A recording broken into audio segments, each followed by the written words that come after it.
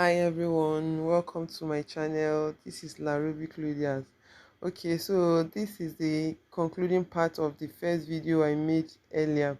Now, if you don't have the cutting part, which is the main part of this tutorial, now the link is in the comment section, or you can just click the link you are seeing right above.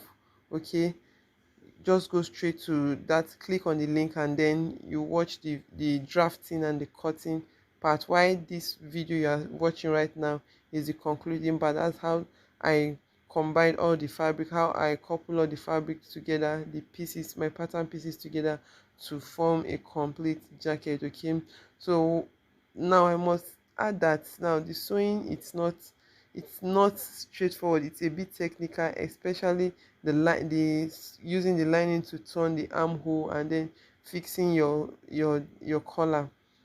It's a bit technical, so I will need you to pay rapt attention and watch this video maybe more than once to get it. Okay, so now what I'm doing right now, I'm just joining all my pattern pieces together.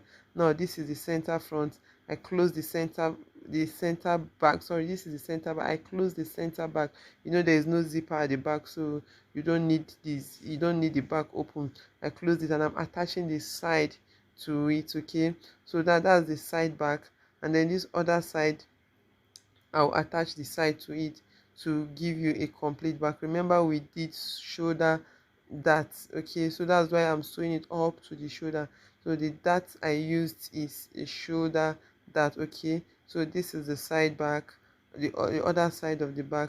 I'm also sewing it down, right? So after sewing, what you do, you take to your ironing table and then you iron. You need you need iron. You need a good iron to iron your seam lines open.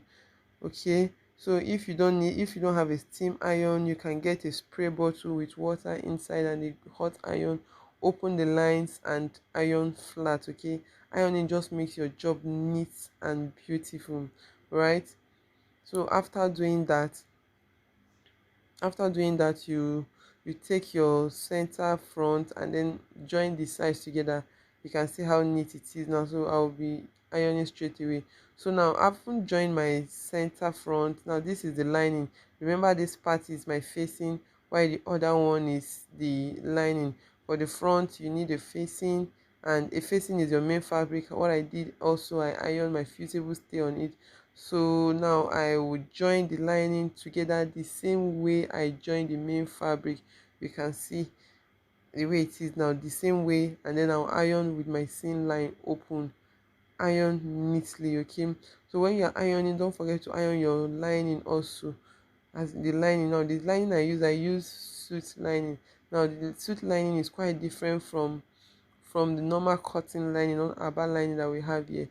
So suit lining is basically for suits alone. Okay, so that's what I do. That's what I used, right?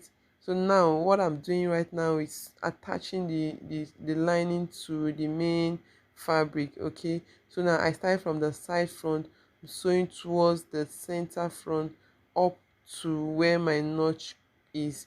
Okay, I'll sew all through the break point, and then towards I'm going to end on my center front neckline, right? Please, I need you to just pay close attention to this part. Now this thing, like I said, it's a bit complicated. Now you need to follow through carefully, right? So um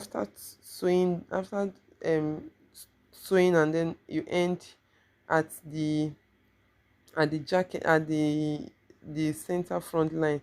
Now you have to sew the other side to the notch. You have to stop where the notch is, right? So now this is the back. I've gone ahead to sew to join the lining the same way I joined the front. That's why I joined the lining. You can see I joined the lining together, and I use the lining to turn the hem of the jacket.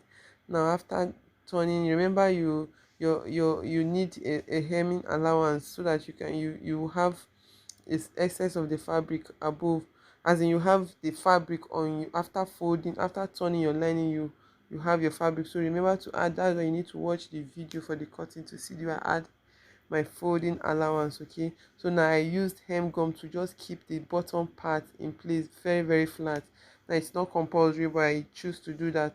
So after using your hem gum, you just iron. You don't place your hem gum on your lining, you place it on the folded part of the that's the part you folded after attaching your lining.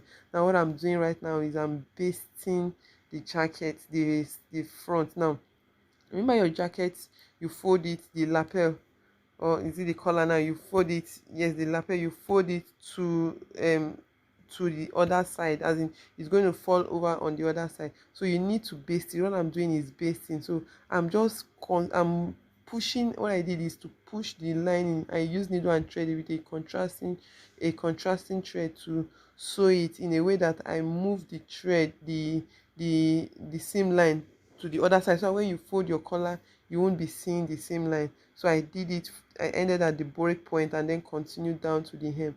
So at the end of after everything, you'll be seeing the seam line of my jacket in front.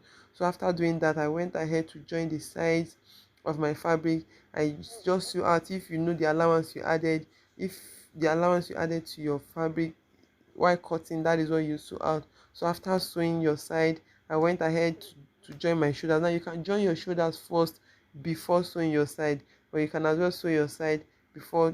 So for jacket, sometimes I sew the side before joining the shoulders. I only do that for jacket, not for my regular clothes. So here is my sleeve. I just got the pattern just to show you how it is. So this is the way I'll be sewing the sleeve, sorry, my collar. I'll sew my collar. Remember, you can see our center front is our center back is on fold. So now I cut the collar into two pieces, one as the facing and one as the main jacket, the main collar, while the other one as lining. But I use the same fabric as well, and I also use stay to I iron fusible stay on it. So now you have to sew the side of the collar and then notch carefully. After notching, you iron. You can see where I stopped, and then you iron, you turn. You can use your scissors to bring out the pointed edges out. So you see I'm placing my pattern again to be sure that okay, I'm on the right track, and my jacket, my collar is not, I didn't oversew it, is not bigger than or smaller, right? So now you have to notch the center part of your collar. Now just the center part of your collar, you have to pin it together to your center back, and then from the side, you where your notch is, as a notch collar where you sew, you're going to fold over your collar. You're going to fold your fabric over to, like, what I'm basically doing is I'm using the lining. I'm placing the collar in between the lining and the main fabric, now aligning everything together. Remember, I pinned the center front together, so you won't have one side longer than the other. So your center front should match together with your center back, okay? And then I'll use the lining to turn.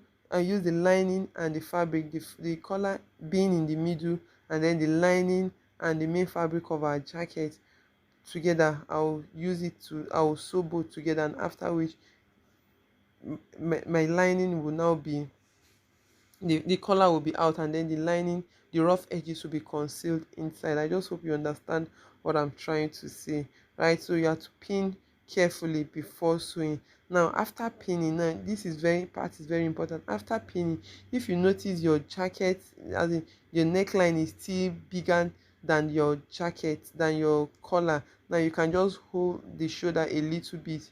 You can hold down the shoulder a little bit. That means what it means is that your shoulder, you didn't hold your correct measurement, okay, or you added too much allowance. So you have to hold your shoulder again a little bit, or the center back. If it's at the back, you hold the center back, like you see, after which, and then you pin. So pinning just helps you get it accurately, so you won't have to sew and then go back to loose. You can see I haven't sewn it, I just pinned it and then confirm what I have. So after you are sure of what you do, of what you're doing, you can now sew.